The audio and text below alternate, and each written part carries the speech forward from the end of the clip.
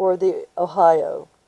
An attack, however, was needless, the fort having been deserted by the garrison the evening before the arrival of the army. General Forbes took quite the possession of the place, and repaired the fort, and named it Fort Pitt, in honor to Secretary Pitt. And in the previous chapters we have, a member of the armed forces with the last name Pitt. General Forbes Road, the famous Pennsylvania Forbes Road, took quiet possession of the place and repaired the fort and named it Fort Pitt in honor to Secretary Pitt, which is located in Pittsburgh, Pennsylvania.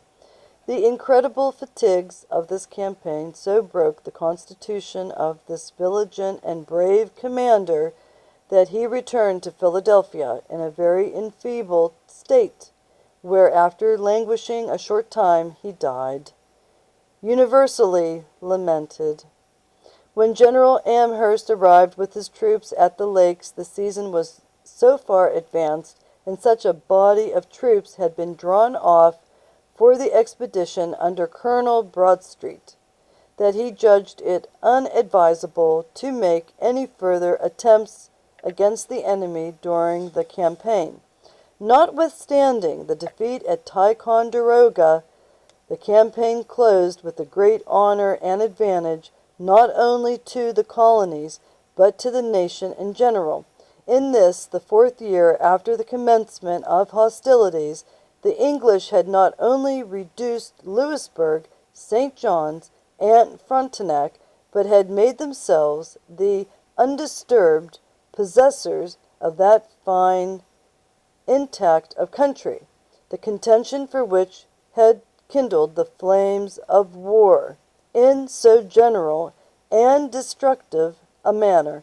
Success had attended the British arms, not only in America, but in almost every quarter of the globe.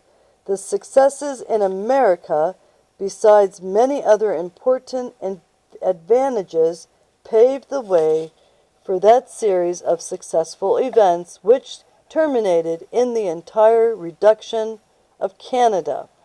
Another favorable occurrence of this year, which had its influence in this great event, was the general treaty and pacification with all the Indian nations inhabiting between the Appalachian Mountains and the Great Lakes.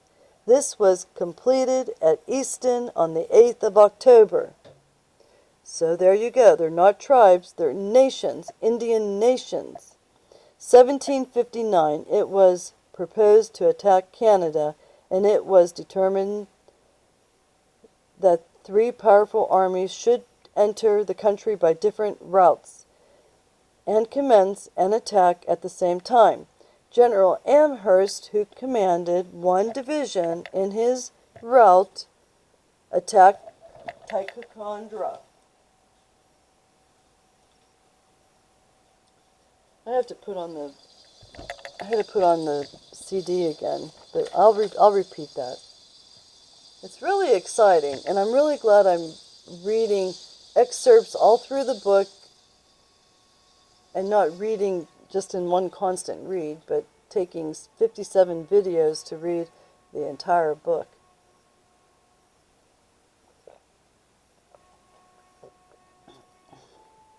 I'm drinking blackberry tea with the hot-boiled grapefruit rinds, and I added soda water to give it more fizziness, but I'm drinking a blackberry ice water tea, and it's good for my throat. So, okay, so I got to get back to this.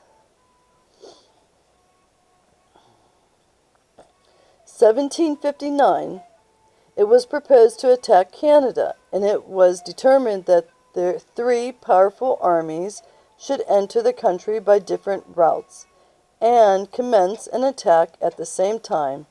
General Amherst who commanded one division in his route, attacked Ticonderoga.